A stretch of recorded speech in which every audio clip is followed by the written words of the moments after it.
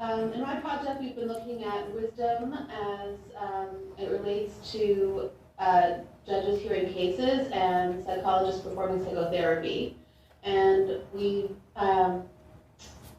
gathered nominations from about 250 psychologists and about 200 judges on people that they see as being wise in respect to those activities.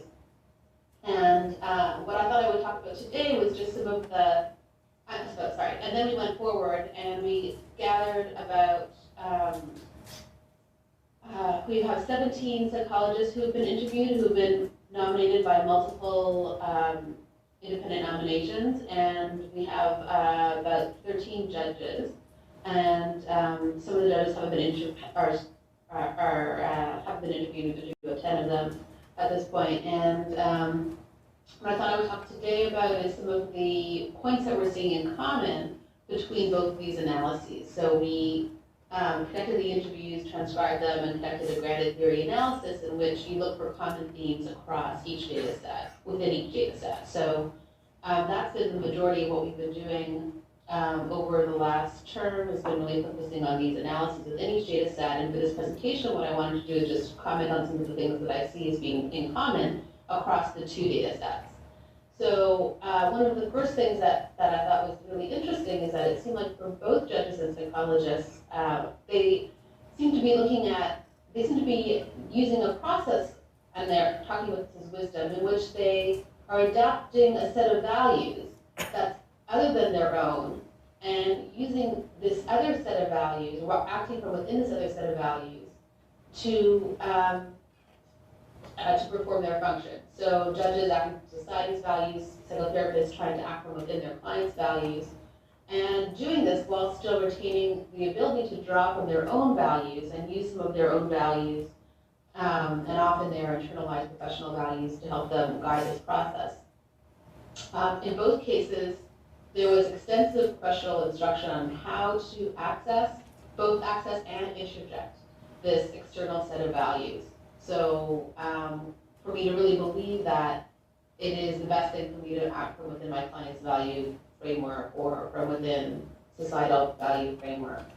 In both sets of data, there was some aspect of isolation or self-monitoring that was necessary in order to be credible to do this sort of work. So judges talked about how they had to be very careful not to engage in any sorts of activities in their social lives or otherwise that might make them seem compromised to make decisions. Psychologists similarly had to be careful or concerned at least about how they were going to manage dual relationships or other sorts of contacts with people that might make them seem compromised.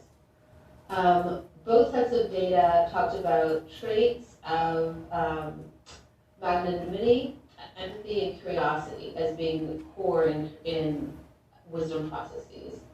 And this was, I think, really seen within both sets as a very different sort of metaphor of a professional than the metaphor that is prevalent. So for psychologists, there's a strong emphasis on looking at a strong, I guess the dominant trend is to look at the act of psychotherapy as a psychologist acting as a diagnostician or as a problem solver, and this was a really different sort of metaphor of what you're doing in therapy. For a judge, there's a very strong adversarial, competitive sort of framework that they talked about as being common or sort of a distant, objective metaphor or image of the judge, and this magnanimous kind of image was quite different and seen as a minority sort of a way of conceptualizing their activity. Both judges and psychologists, when they talked about wisdom, talked about this idea of healing and the idea of thinking about healing as something that's long-term and systemic. So judges talked about that judging not only in their judgments, not only considering the plaintiff or the people in the courtroom, but also thinking about their families, thinking about how it would affect society, thinking about what would happen in the long run when they made decisions. Psychologists talked about not just solving, that a wise activity would be not just solving the problem that's at hand, but trying to think through how is this going to affect a person's life within the system, within the culture that they're from. finally, training recommendations, both psychologists and judges, when they talked about ways of changing training, professional training, to increase the chances of wisdom, talked about the importance of self-reflection, cultural reflection. They talked about things like emergent sorts of courses or experiences. They talked about working in clinics, either legal clinics or psychological clinics that are in low-income areas or areas that have many clients from different cultures. They talked about tolerating and coping with ambiguity and darkness. And talked about the idea that we tend to select our students based on their intellectual achievements, based on their knowing the right answers, based on their answering test questions efficiently.